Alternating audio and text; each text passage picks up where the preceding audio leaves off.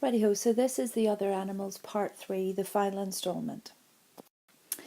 Let's look at this quotation. It's an important one. Now, as you know, Orwell's tone is that of a detached, matter-of-fact journalist, and yet here we have the use of a simile. So the figurative language that's used here is important because it's not often used, and therefore it's marking a moment of significance. And what we have is the simile that all that year the animals worked like slaves. Now, you and I and the rest of the readers understand the dramatic irony here. It's not that the animals are like slaves, they are slaves. They receive their orders, they're controlled psychologically and physically by brutality. So we understand something that unfortunately the poor animals do not. This dream of equality, it died in chapter 5.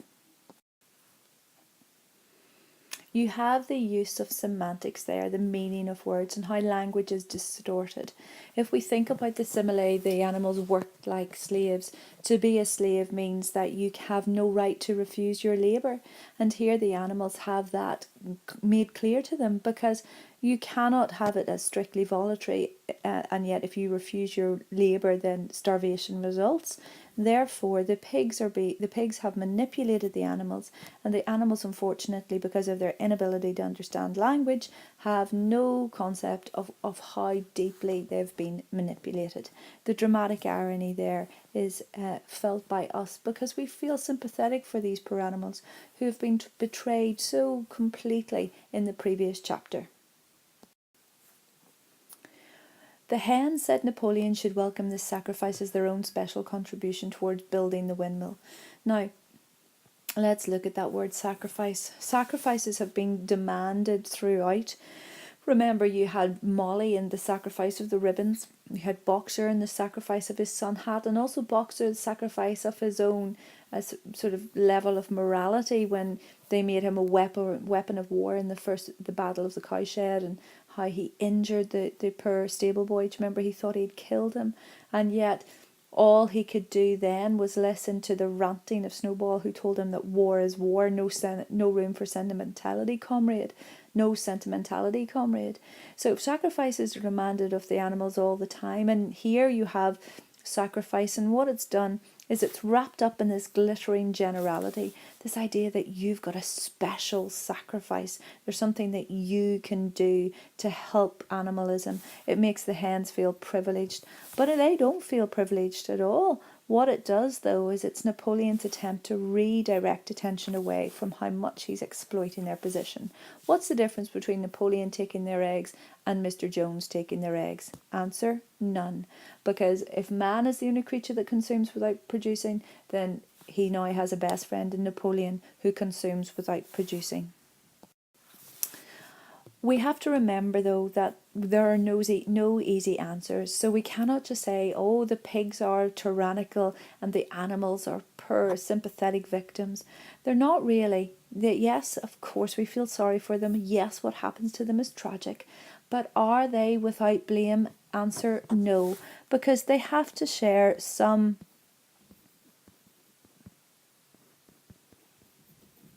They have to share some sense of culpability. They have played a role in their own persecution, in their own manipulation. Now, that role might have been dependent on their own stupidity, their own obtuseness, and their own apathy, the fact that they have been sleepwalking into this enslavement. But the key thing is, they have a vague uneasiness. That phrase is repeated later in this novel, but the vague uneasiness, it implies that they know somewhere deep down within them, they know that this isn't exactly as it should be. And yet what do they do about it?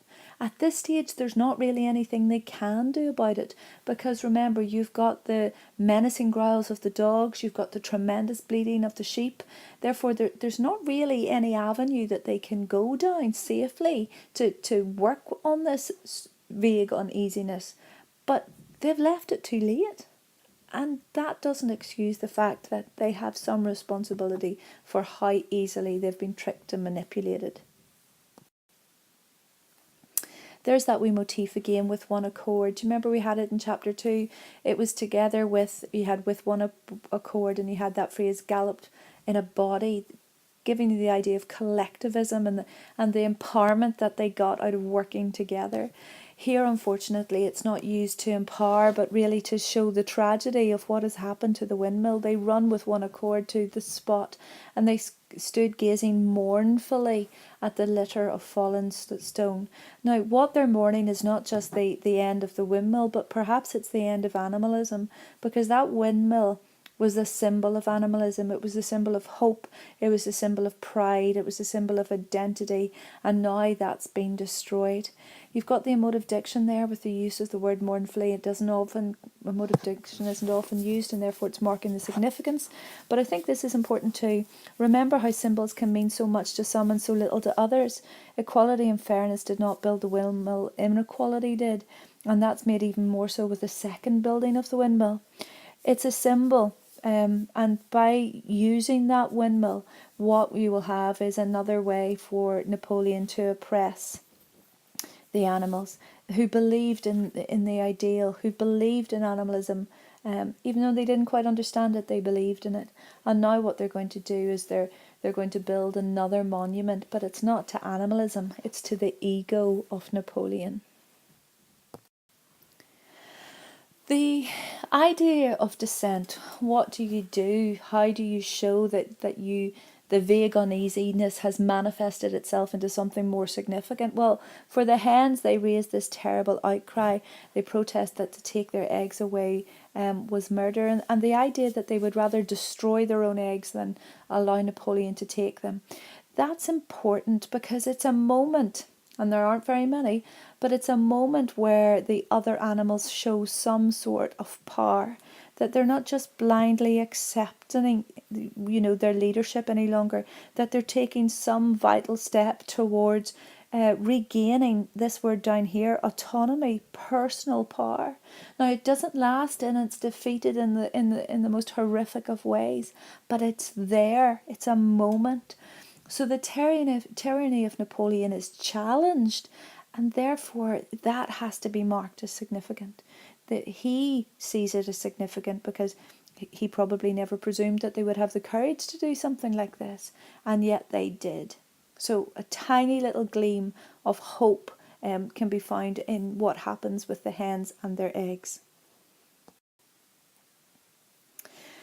I really like this because, again, it's the use of a metaphor not often seen, not often used, but it's marking something significant. And it's just marking how blindly the other animals accept what Napoleon and Squealer present to them. And also, it's a lovely moment of dramatic irony for you, the reader, because if you read it, it seems as though Snowball were some kind of invisible influence pervading air around them and menacing them with all kinds of dangers. And, they're right to feel an invisible influence pervading the air. They're right to feel menaced by dangers. The animals are correct in those assumptions. The unfortunate thing is they believe that it's Snowball that is having this sort of invisible influence over them, but it's not. It is Napoleon. It's Napoleon who's created this climate of fear. It's Napoleon and his ego that is presenting them with all kinds of danger. Unfortunately, they don't pick up on that. It's been misdirected. They've been misdirected. Aha, the enemy has been pinpointed and it's Snowball. Don't look for the enemy within, because the enemy within is that big pig there. It's Napoleon. With that idea of not looking for the enemy within, always pinpointing the enemy, then you have the idea that some realities are authorized. This is the authorized version of the truth, the authorized version of history, what the pigs want you to believe in.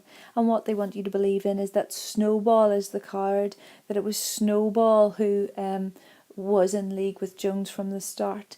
And in the PowerPoint on Snowball, I talk about this a little bit more, so it might be worth, if you haven't looked at that one, to go and look at that one.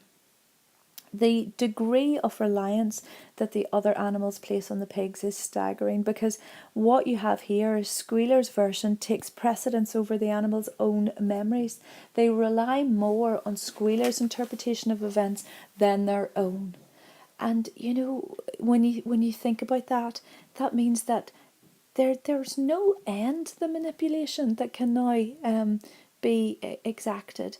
That if truth and the past can be altered to such an extent that the other animals will accept it unquestioningly, then there's very little chance for them to have any sort of future. When we get to the show trials, now of course the show trials have to happen, because that little spark of autonomy that we had with the hens, that needs to be stamped out, and therefore we have the aggression, the sort of hyperbolic aggression that Napoleon brings with the show trials. But it has to be done in a climate of complete fear. You know, the retribution of Napoleon outweighs the crime of the hens, but it has to be that way, because it's not just about punishment. It's about instilling a climate where no one would ever have such an autonomous thought again. So it's not just punishing those who have been involved in what acts are seen as traitors. And of course, think of the psychological pressure that's placed upon those who confess. Whether they were involved or not doesn't really matter, and it seems as if they weren't involved. But what you have here is this need to create a complete and utter climate of fear, to such an extent that no one would ever doubt or dare to question Napoleon's authority again. Okay, you've got the animals there, cowered silently. They seem to know in advance that something terrible is going to happen. And really, it's that idea of fear taking over from now on in. Again, there's your wee motif with one accord. So here we have it again. And we have the idea that the poor animals huddling together for warmth with Clover, Muriel, Benjamin and the cows and a whole flock of geese. And that idea that they are desperate to find some sort of warmth. The animals are broken and they are vulnerable. Look at the wee verb choice there, huddling together. It creates pathos, it evokes sadness. These animals, like Clover, if you remember her, how she was anthropomorphized with the idea that she couldn't get her figure back after the fourth foal. Here she is, gathered round with the other animals, just looking for some sense of comfort to be found in each other, because their worlds have been rocked. Lovely wee bit of anaphora here. It was not for this that she and the other animals had hoped and toiled. It was not for this that they had built the windmill and faced the bullets of Joan's gun. It wasn't, and they realised that. But what can they do about it now? And the simple answer is nothing. There's a clear sense that Clover and the other animals, they pick up on this sense of betrayal, this disappointment. Disappointment just seems like such a weak word for how they're feeling. But everything that they believed in has been destroyed. And it's at this point that they realise that. But there's nothing they can do. They have been enslaved, mentally, emotionally and physically enslaved. The pile of corpses is now a representation of how deeply they've been betrayed. And what it does, it paralyses them. There's nothing they can do. There's nothing they can do. They're trapped.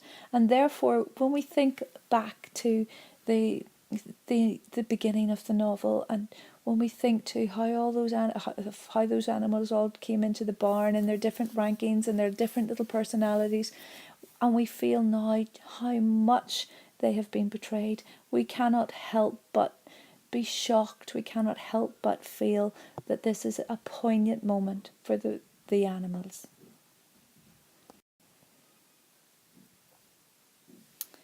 Okay, the idea of the scapegoat, Snowball is the scapegoat. He's not the only one. We've got Snowball, we've got Frederick, we've got Mr. Jones. Anyone can be used in order to safeguard this position of faultlessness, that there is nothing that can be blamed on Napoleon. He has to be without blame. He has to be inviolate. And what you have here is that the animals take comfort in such lies. They believe that Snowball was responsible for the key going missing, even though they found the key. That they take comfort in such lies. Can we blame them for that after what we've just witnessed? After we've seen them cowered silently together? Probably not. When we're thinking about the other animals, we have to think about the reaction to what happens to Boxer, and with Boxer's death. The idea that Boxer, who was once as strong as 2 horses, can't even batter his way out of that van just shows how he's been weakened, by animalism, how he's been weakened by the exploitation of the pigs. And the reader appreciates perhaps that it was his mental weakness that was abused as much as his physical weakness. And you have that terrible moment where the animals who have felt betrayed ever since the end of chapter 5, well, that feeling of betrayal is exacerbated, made worse by the physical betrayal of Boxer. When we think about the other animals, we just have to think about a character like Benjamin. He represents perhaps that human tendency towards apathy. He holds fast to the idea that life is hard and there's no point trying to change it because it will always be hard.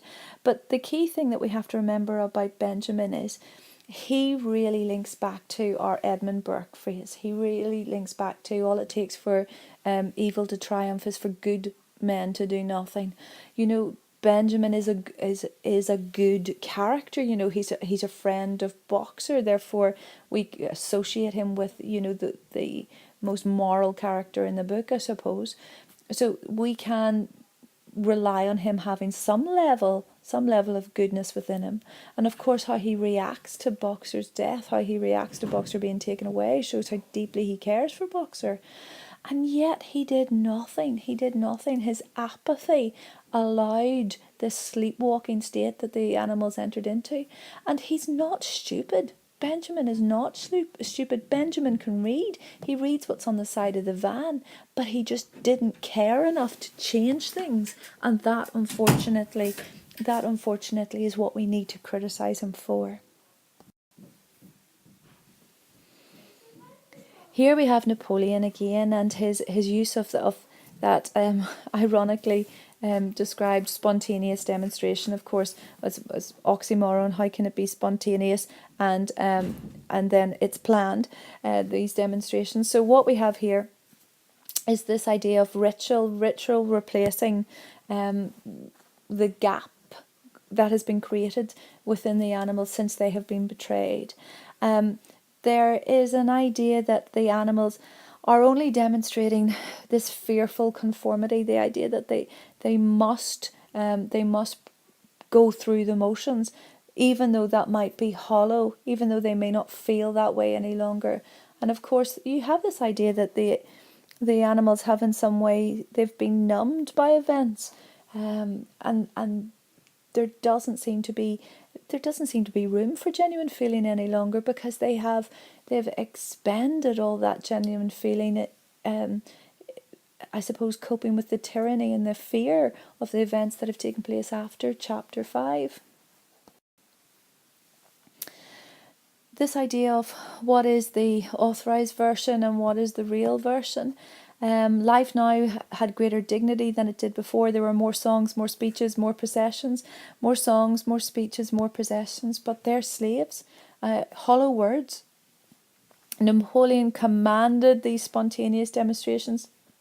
And there you have the idea of your oxymoron, union of opposites, commanding spontaneity.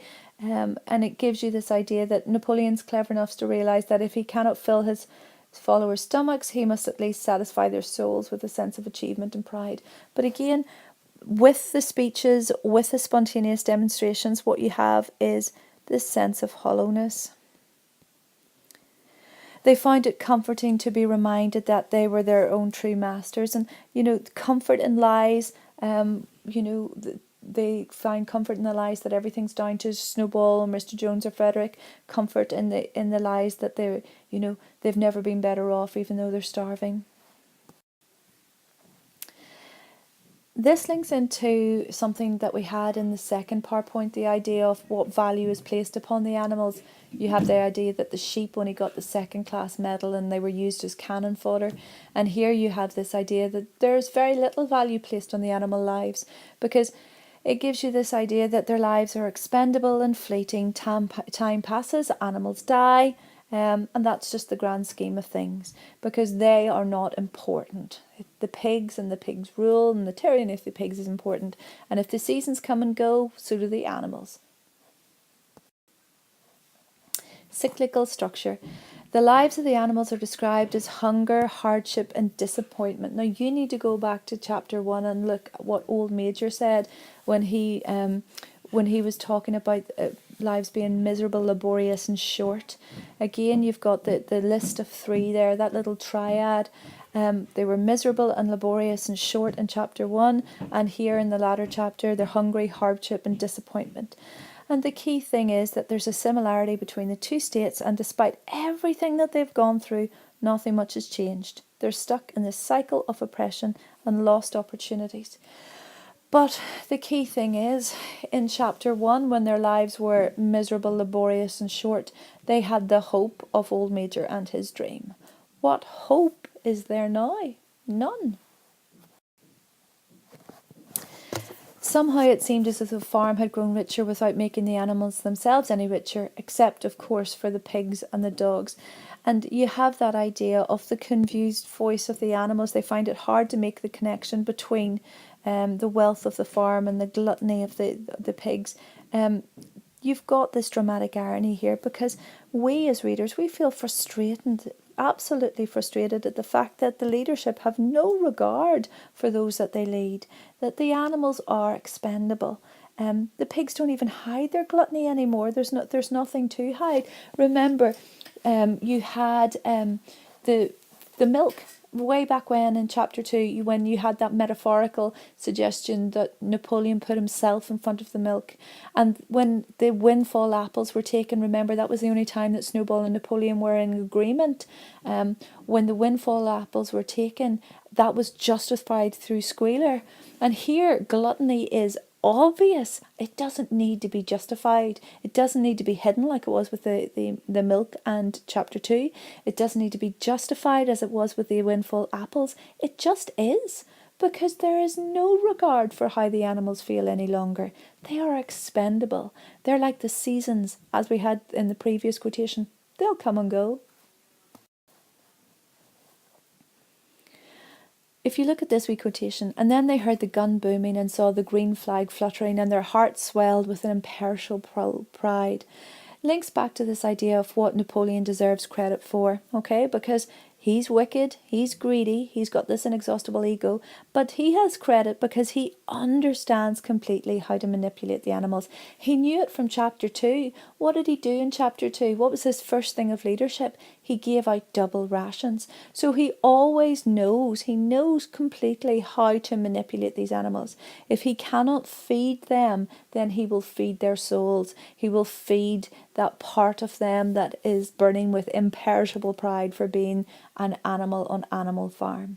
So every fact of their daily life proves that the rebellion failed in its objectives, and yet their emotional response is to these empty symbols, these symbols that mean nothing. Again, that sense of hollowness.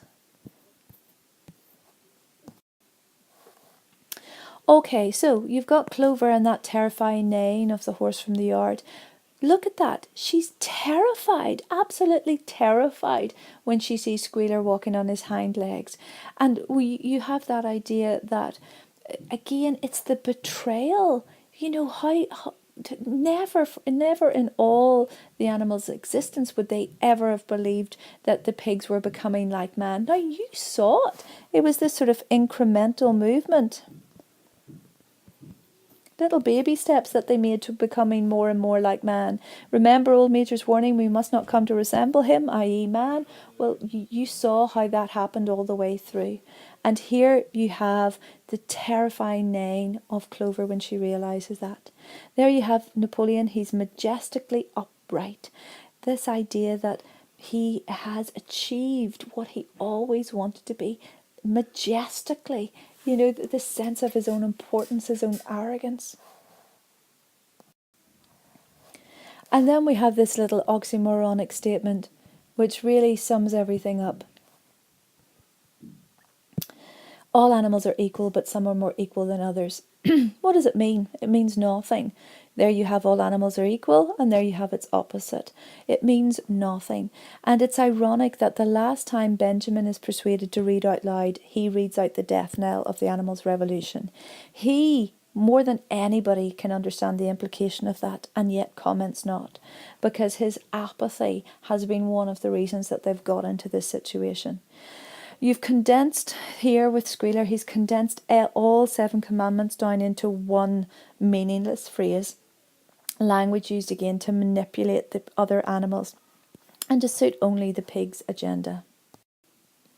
There's our motif again with one accord. And here we have this idea, the phrase being used to chart the most significant developments in the history of the rebellion. You had it at the very start. You had it too with the idea of the windmill and it collapsing. You had it after the show trials, and here you have it again, charting the full circle, the cyclical structure of this novel, and the fearful animals as they approach the farmhouse, just as they would have done under Mr. Jones's mastery. But now that fear is tenfold, because their enemy was their leader, is their leader, and will continue to be their leader. Now here you have this final statement, but already it was impossible to say which is which. The cycle of corruption is complete for these animals. They can no longer tell the difference between their master and their enemy. They cannot tell which is which. And there you have how successfully Napoleon has taken Lord Acton's statement, power tends to corrupt and absolute power corrupts absolutely. How successfully he's taken that statement and made it the reality. Okay. I've mentioned this point several times, the idea of Jones versus Napoleon, and you can have a wee read of that, but we've already gone over it. But the last thing then, just to mention in relation to the animals, yes, of course you feel sympathetic for them, and you're meant to. Orwell has done that all along. But in an essay on the animals, you cannot leave out, in your counter-argument section, you cannot leave out that they in some ways must accept that they have been culpable in this situation, that they have allowed stupidity, obtuseness, they've allowed laziness, apathy, to allow the manipulation of Napoleon to be so absolute. Yes, they had limits placed upon them, but that unquestioning acceptance of everything. And you have to remember that even Boxer, with all his stupidity, he did question, but it was just too late. When he would not believe that Snowball was in league with Jones from the start, when he questioned how can this be a victory after the Battle of the Windmill. So the capacity to question and the capacity to formulate his own ideas, that had always been there. He just didn't use it, and that can be taken and placed upon the other animals. That is true with the other animals. The capacity was there. The hens decided that they would rather destroy their own eggs than give them to Napoleon. So the idea of being autonomous, making your own mind up, that was there. It was latent. It was within them, and yet they did not bring it out until it was too late. Latent. Okay, so it was deep within them. It was there, it was present, but they just didn't bring it out until it was too late. Okay, so that's the animals done.